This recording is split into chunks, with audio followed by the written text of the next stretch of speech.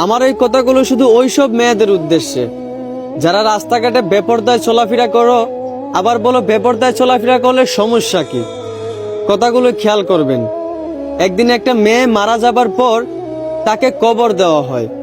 তাকে কবর দেওয়ার কিছুদিন পর ওই কবরের পাশ দিয়ে যেই হেঁটে যাইতো সেই ওই কবর থেকে মেয়েটার চিৎকার শুনতে পাইতো। এইভাবে দীর্ঘদিন চিৎকার শোনার পর গ্রামবাসী মিলে একদিন চিন্তা করলো যে কবরটা খুঁড়ে দেখবে। যেই বাবা সেই কাজ, সবাই মিলে ওই কবরটা খুঁড়তে লাগলো। কবর কুড়া শেষে দেখতে পারলো মেয়েটা একটা ঘুমটা দিয়ে বসে আছে। তখন মেয়েটাকে জিজ্ঞেস করা হলো যে তোমার সাথে কবরে কি এমন হয় যে তুমি এরকম ভাবে চিৎকার করো, আর তুমি ঘুমটা দিয়ে বসে আছে কেন, তোমার ঘুমটাটা তুলো। তখন ওই মেয়েটা বলল, আমি ঘুমটাটা অবশ্যই তুলবো, তবে তার আগে আপনারা সবাই এখান থেকে চলে যান। আপনাদের মধ্যে সবচেয়ে সাহসী দুইজন ব্যক্তিকে আমার কাছে পাঠান।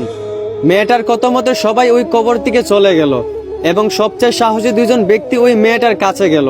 মেয়েটার কাছে যাওয়া মাত্রই মেয়েটা ঘুমটাটা সরিয়ে ফেললো।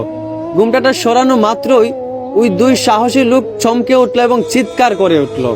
ঘুমটাটা সরানো মাত্রই ওই দুই সাহসী লোক দেখতে পেল মেয়েটার মাথায় চুল চামড়া কিছুই নেই।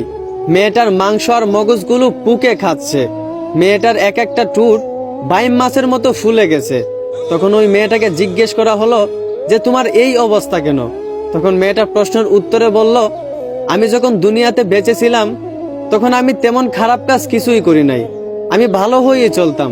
কিন্তু আমি যখন মাঝে মধ্যে বাজার হাটে যাইতাম তখন আমার চুলগুলো খোলা থাকতো। আমি পর্দা করে যাইতাম না, টুটে লিপস্টিক লাগাই যাইতাম, বেপরদায় বাজারে চলে যাইতাম। এই সামান্য বেপরদায় চলার কারণে আজকে আমার কবরে এই অবস্থা।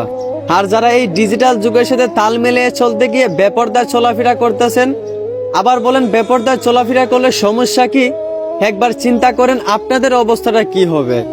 যদি একজন মুসলমান হয়ে থাকেন তাহলে যখন রাতে ঘুমান তখন বালিশের সঙ্গে মাথাটা লাগাইয়া একটু চিন্তা করে দেখেন এই ডিজিটাল যুগের সাথে তাল মিলিয়ে চলতে গিয়ে কতটা নির্লজ্জ মেয়ে আপনারা হয়ে গেছেন। দেখেন বোন, আমার কথায় কষ্ট নিয়েন না, আমি শুধু আপনাদেরকে বোঝানোর জন্য বলি। আশা করি আমার কথাগুলো বুঝতে পারছেন। ধন্যবাদ।